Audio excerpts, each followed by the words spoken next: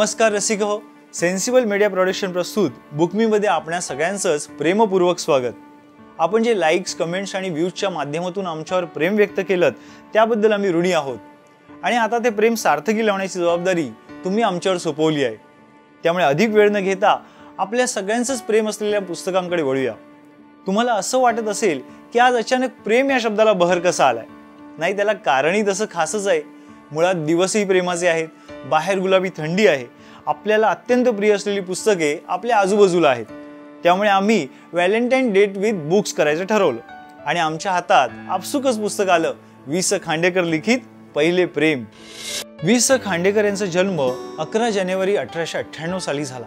मराठी साहित्य क्षेत्रात हे नाव आदराने घेतले जाते। कथा, कादंबरी, काव्य, नाटक, निबंध, पटकथा, समीक्षा, विनोद, व्यक्तिचित्रे, अनुवाद अशा साहित्य प्रकारात त्यांनी प्रचंड लेखन केले।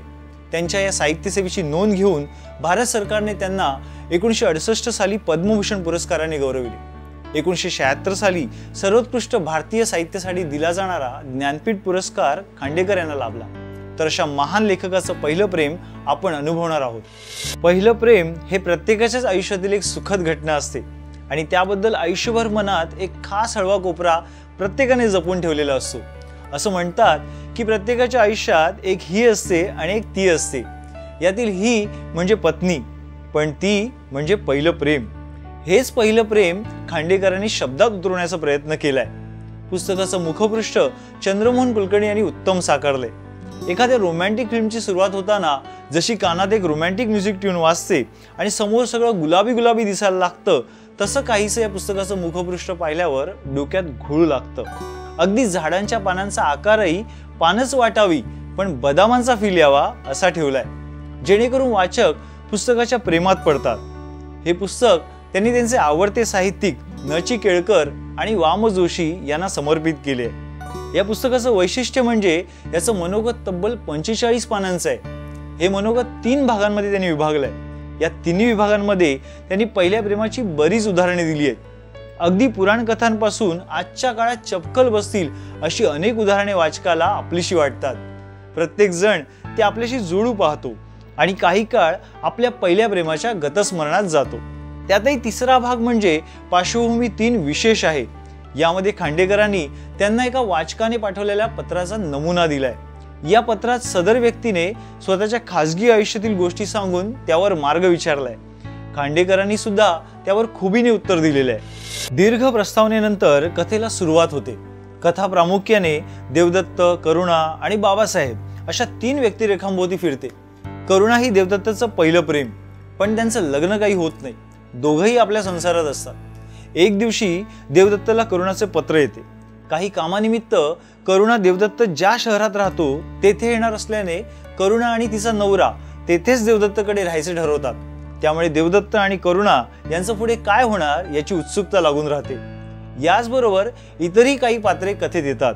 त्यापैकी एक ठाशीव घटनाप्रसंग आणि पात्र म्हणजे प्रभाकर। उच्च शिक्षणासाठी हॉस्टेलवर राहत असलेल्या तरुण मुलाचं सुलभा पंडित नावाच्या मुलीशी प्रेम संबंध असतात, पण तिचे एका संस्थानाच्या युवराजाशी लग्न झाल्याने ते वेगळे कसे होतात, तो प्रेमभंगाला कसा सामोरा जातो याचं उत्तम चित्रण लेखकाने केलंय। सगळ्यात शेवटी या साऱ्यांचा उत्तम मेळ लेखकाने सांगलाय। पात्र स्वतंत्र ठेवून शेवटी संबंध दाखवून कथा उलगडत नेण्याचं उत्तम कसब खांडेकरांनी दाखवून दिलंय। एकूणच पुस्तक हळूहळू वाचकाच्या मनावर पकड घेत वाचकाला संपूर्ण आपल्यात आत्ममग्न व्हायला लावतं। याचा शेवट इंटरेस्ट वाढवत नेऊन साजेसा केलाय। प्रत्येक व्यक्तिरेखाच्या दृष्टिकोनातून खांडेकरांनी पहिल्या प्रेमाचा समाचार घेतलाय। पहिलं प्रेम हेच खरं प्रेम असं म्हणणाऱ्या लोकांना पुस्तक बरंच काही शिकवू पाहतं। थोडक्यात प्रेमाच्या बाबतीत थोडे हळवे आणि अधिक कमकुवत असलेल्यांनी हे पुस्तक जरूर वाचावे।